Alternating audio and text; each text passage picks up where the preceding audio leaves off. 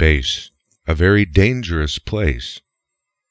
And even the mainstream media has given us all of the information we need. However, they haven't really made much of a fuss. There are, however, many scientists who feel that a fuss is exactly what we need. Scientists such as Michio Kaku. So, when is it time to panic?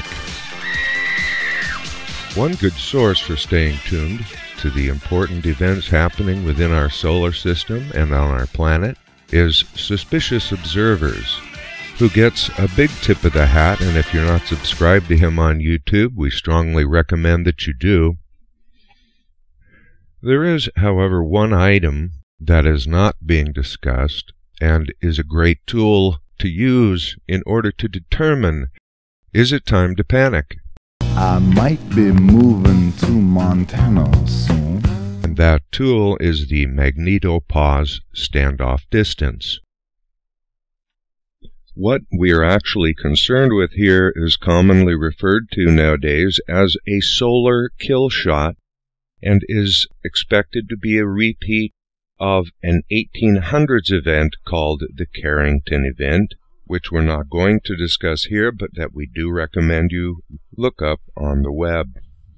Magneto-pause standoff distance. This measurement requires a quick description because, unlike most celestial measurements, where the larger the number, the larger the energy, intensity, or impact it has, the magneto-pause standoff distance is just the opposite. The smaller the number, the greater the threat.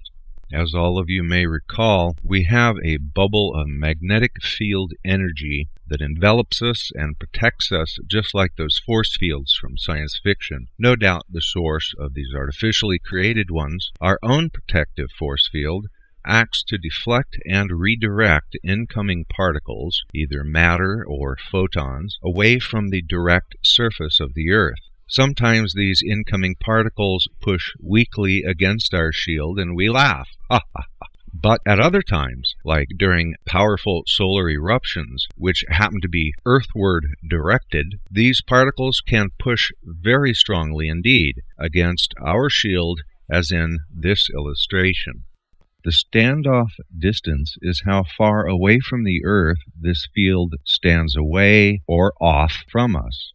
Normally we might see a standoff distance of 9 or 10. When streaming particles press against our shield, if its push is weak, the standoff distance remains high. However, if the inward pressure is too great, the incoming material will push our shield closer to the surface of the Earth, and as the standoff distance becomes less, so does the number of its measurement, since it is a measure of how far from the Earth that shield is. Typically, and in real numbers, if we see a magneto-pause standoff distance drop below 4.5, we can begin to expect interference or even damage to our satellites, and even further to affect high-altitude air traffic, navigational, and communication systems. As the standoff distance continues to lessen, we can expect particles and radiation that might otherwise be diverted to reach us here on the surface. This is perhaps one reason, as we reach an unusual solar cycle, expected in 2013, that we're seeing record numbers of underground bunkers being sold. And if you search carefully, you will discover why many scientists are alarmed and see this as our most current and present danger. Certainly the military is prepared. You don't go underground if you're expecting Earth movement or some enemy which might trap you underground. You go underground to avoid radiation. And it doesn't take a whole lot of ground to protect you. The time to panic, then, is when we see an incoming Earth-directed CME in which a very low magneto-pause standoff distance is projected. Thanks for watching. I hope this has been informational and educational. Thank you. Magneto-pause standoff distance. Yeah. Over by the dental floss. And then I might just jump back on and ride like a cowboy into the dawn to Montana.